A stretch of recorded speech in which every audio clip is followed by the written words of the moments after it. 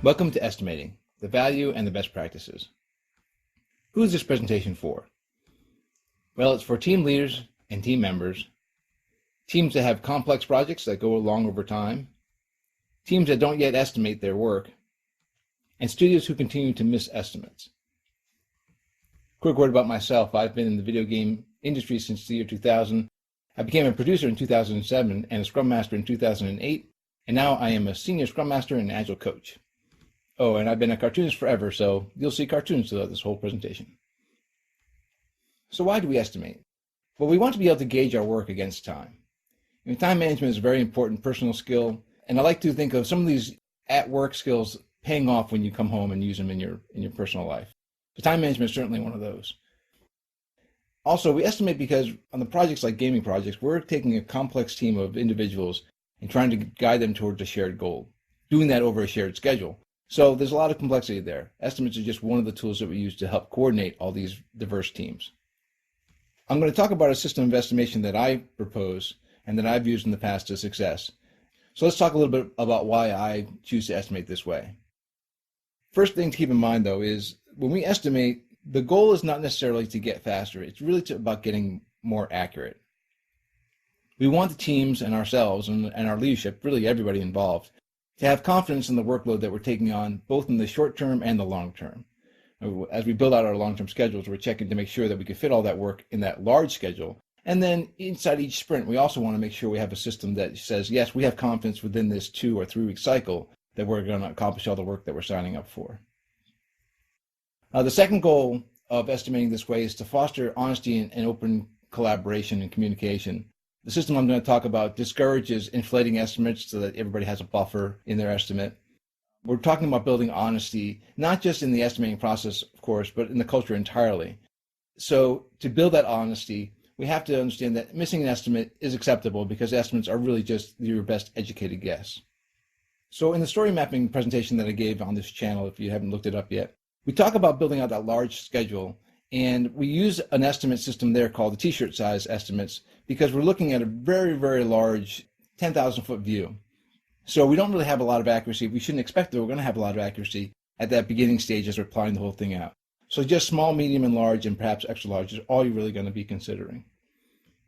And I said also in the Agile presentation that a project that's very large, as you break it down into its phases and milestones and sprints, you're going to get the least agility in what you can define for goals at the very top, and you can be the most agile within the sprint level and within the story level. You can really modify and react to changes at that level because of the way the structure works.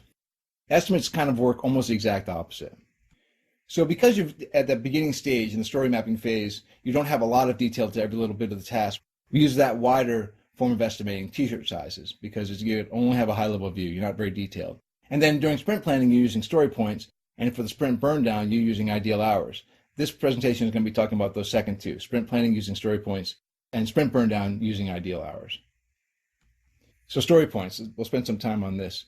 The goals of using story points is to abstract time from effort. The time and effort are not necessarily the same. When you're talking about story points, you're really talking about effort.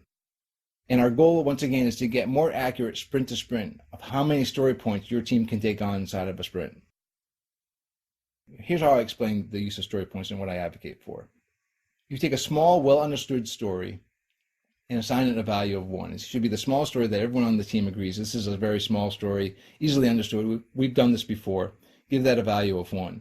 And then use that as a reference point for all of the stories that you're talking about. Because this is my definition for it, 2 different teams might have 2 different understandings of what 1 point actually equals to. On team 1, 1 point could equal 1 person working for 1 day. On team 2, 1 point could mean 3 people working for a half a day or 3 days. It's team dependent. A universal value of story points for a large organization, in my mind, causes challenges that you have to address as you're doing your estimating and your pull downs. Again, with gaming projects, there's a complexity in doing story points because we have multiple discipline teams. You can have an engineer who's doing a whole bunch of work inside of a sprint, and once they realize in the middle of the sprint that, hey, I'm getting a little overloaded, you can't offload some of that work to your audio designer. It doesn't work that way. Original Agile came from the software development community where it was fairly easy to pass one task on to another person on the team because they're all software engineers. Games, because of the complexity, designers, artists, programmers, audio, animators, You can't just pass tasks from person to person. Because of that, the way that I've seen story cards work best is this format here. Each of the teams, each of the disciplines has their own story point value within each story. Question often comes up when I'm talking about story points, like why not just use hours at this level? And my answer generally is, depending on the team, you could. I've seen teams pull it off where they're estimating story card level as hours and not story points. But again, the goal for story points is that you're talking about level of effort, not the amount of desk time, and that's why we separate them out. One of the benefits of using story points is it happens generally pretty quicker. You don't start to think about at a task level. They just think very quickly as a story point. And then it helps to be aware of the optimism bias. As you do hours and as you get more minute, you'll see that people tend to think it's going to take a shorter amount of time than it actually will take. So story points helps to keep that separated from the bias they have in their head. They'll finish things faster. I talked in one of the earlier presentations about planning poker, and I said I'd go into it more depth, so here it is. Planning poker is the way that we help people estimate, or teams estimate, with story points. In that earlier Agile presentation, I talked about having this weekly meeting, and this meeting in the middle of the week, as opposed to doing all of your planning for the next sprint on the final day of the current sprint. We split out our planning for the next sprint and have a meeting in the middle of each week. In this meeting, the disciplines get together if you've got large teams, or if it's one small strike team that has multiple disciplines, maybe the whole team gets together. But at this point, you've got a high-level schedule, and you have a Grooms backlog, and you're meeting once a week. The product owner and the Scrum Master are present with all the team members, and they're sitting in this meeting for the planning poker. So here's the ceremony.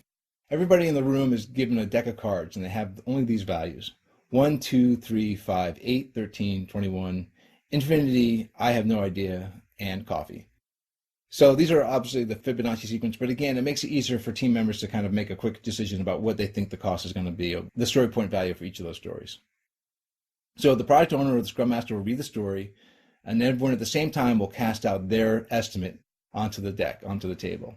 The reason we do this is we don't let this single senior person decide, oh, it's going to be 8 points, and everybody who's more timid or pulled back just kind of agrees quietly with the guy who's got seniority. We kind of want to see what everybody thinks about the estimate, and here's why. If there's agreement on the value, if everyone just says that's probably 3 story points, then you just move on to the next story. If there's a disparity, 2 3s and an 8, you can have a conversation about, like, why does one person think it's an 8, everyone else thinks it's a 3? And it could come down to, well, the acceptance criteria aren't really written clear enough. The person who wrote 8 thinks that there's some massive part of the story that has to get done, a task that has to get done, that this product owner can say, no, we don't really need to do that. Or it could be that people don't recognize that some of the work's already been done before. So you want to have this kind of conversation. So disparity is actually helpful. Once each of the teams has put a story point estimate on each of these stories, the product owner can now adjust the priorities of that story against the other stories using the estimates to help them out. It's really as simple as the process goes. That's what planning poker turns out to be. Again, it's valuable because you're estimating in a group and you have a whole group dynamic to help determine the size of each of those stories and then whittle down what the acceptance criteria ought to be. All right, so we talked about that schedule again in the earlier presentation. That last day we have the demo day retrospective and now the pull down. So the pull down ends up being a pretty short meeting if you're following this system. What happens is, because you've been having these weekly meetings during the week, everyone kind of sees what the goals for the next sprint is. So you've been talking about them while you talk about these stories. Everyone knows that these stories that you're talking about are the highest priority ones. So the pull down really ends up being the product owner grabs the 3 stories in this example, or however many stories that the team can fit point-wise into the next sprint, and pulls them out for everybody to see, and everyone just kind of nods in agreement. You're right. We all know those are the stories that we're going to take on in the next sprint. Between that pull-down meeting at the end of the last day and the first stand-up on the Monday coming back from work, the team members, it's on them to go to each of those stories that they're involved in and write down which tasks they would actually have to do and give those tasks an hourly estimate. Because the story, again, is only the goal for the group. Now it comes down to, what are my individual tasks to complete this story? They write down their individual tasks and they give each of those tasks an hour estimate. And when we're talking about hour estimates here, we're talking about keyboard hours or ideal hours. This is a concept that I find to be really helpful for teams as well. We want to be realistic about how much time at the keyboard any team member is really going to have. In an 8-hour workday, we're not really expecting everyone to sit at their desk and type away for 8 hours. There are bathroom breaks, there are conversations with teammates, answering emails, attending meetings. All these things are of varying degrees are going to happen in every organization. So we have this formula here. We have an 8-hour workday, we have this many days per sprint, and then we use this multiplier we call an availability factor. And that availability factor is what's adjusted to help people gauge how much keyboard time they're actually going to be at their desk. Because the estimates they should be giving on these tasks are ideal hours. How much time, if I've left alone and at my keyboard, it takes me to complete this task. And then team members might have, a normal team member might have 80% of their time at work is actually at their keyboard doing work. But someone who's maybe a lead in the project, who has to attend more meetings or answer more emails, they may only be able to do about 50% of their time at work at a keyboard. And over time, they'll adjust those numbers to actually fit people's real schedules. There might be somebody in the middle of that.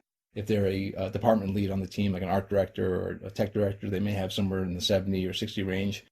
Certainly try to, if you have a product owner who's actually doing tasks, because they're going to be only 50% available at the keyboard, you want to make sure that the tasks they have are not on the critical path as much as you can do it. Because otherwise you're going to overwhelm the guy and the teams get blocked by his work, and we don't want that to happen. So anyways, with all of this work done, on day one, you have what's called a day one truth. The task hours versus the available hours for the entire team on a burn down, similar to this. You'll see the teal lines going down. Those are the ideal hours, the ideal desk time for each of those. In this case, I'm doing it by discipline, which is sometimes helpful if you want to load balance discipline to discipline. The Scrum Master will go through and count up all the task hours that they've listed on that first day and that first stand-up, and then plot their point at the beginning of the sprint that says, okay, the purple team, we'll call those the engineers, they're just slightly above their ideal hours, and that's probably fine. The art group maybe is the green-blue. They're just slightly over their line too, so it should be fine. But what you have here is a way on day one to say, hold on a second, we've asked the engineers to take on far more work than we thought was going to be available. So if their total task time ends up being like 80 hours, we have on day one a chance to say, wait, we have to either rescope or change the staffing, which doesn't generally happen. But you don't really want to kick off the sprint and get started if one team or another is widely out of range of their ideal burn down. So then at every stand-up during the sprint, people are going through and updating their remaining time on all their tasks. I'm not a real stickler for talking about how much time was actually spent. If anyone on my team has say they're in progress, they have a 12-hour task and they've worked on it the day before, the entire day, and they come to me and say on the stand-up the next morning, listen, I worked on that all day yesterday. I started at 12 hours, was my estimate. After opening it up, though I worked on it all day, I probably still have 10 hours remaining on it. I'm going to write down the 10 hours remaining, and I'm going to be glad that he told me the truth. Because now I know that his burn down is going to come above his ideal hours line. And if that gets well out of whack, 3 or 4 or 5 days into the sprint, I'm going to want to start making some adjustments, either load balancing or changing scope. That's the strength in the system like this. On a day-to-day basis, as everyone updates their time remaining on their tasks, we know if someone's getting overtasked beyond their ability to complete. And then we can make our adjustments.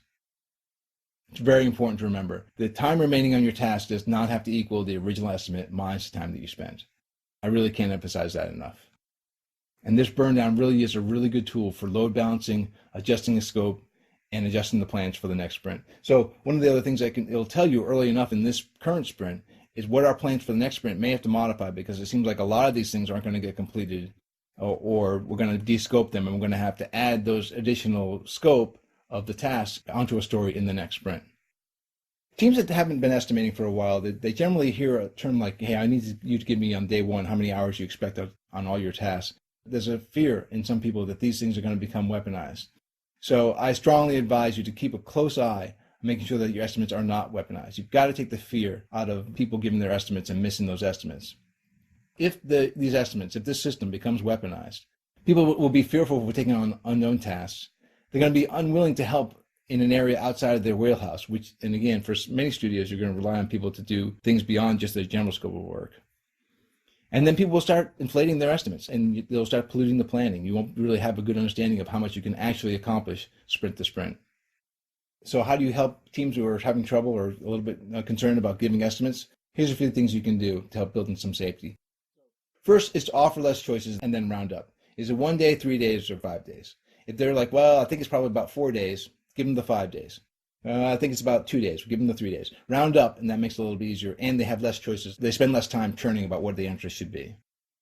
Estimating groups, again, like the planning poker, when you're doing hours, you can have that discussion among several different, say, artists to say, how much time do you guys all think this should take? And then, again, allow the person who's finally doing the work to make his final decision. And then broadcast over and over again that it's okay for estimates to be wrong. These are only guesses. We understand that. If there's a piece of work that's a real mystery and people just do not know how to estimate that task or that story, one thing you can do is cut up a small piece of it and examine it. Make that the first part of the task. Gee, I don't know. It seems very large. Okay, well, let's start with a 30-hour task and also a 3-hour task for exploring the work. And then after you've done that 3 hours, readjust the 30-hour estimate to what you actually think it's going to be, or break it down to the smaller task once you've opened it up. Certainly that's an easier way to do it. Okay, so that's the estimation presentation.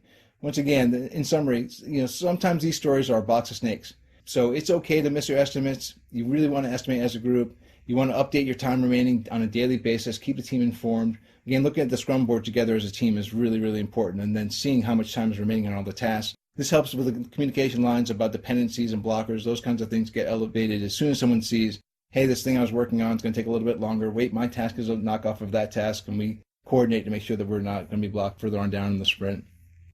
For all these reasons, you want to make sure that you're doing this kind of thing out in the open as a group together every day. Once again, my name is Jeff Outlaw. You can reach me at outlawartisans@gmail.com. If you would like to ask any questions about this presentation, if you please include in the subject line, this is regarding the estimates video, I'd appreciate it. If you have any other questions at all, please feel free to reach out to me. I appreciate you checking out the channel, and I hope that these videos are helping you out. Cheers.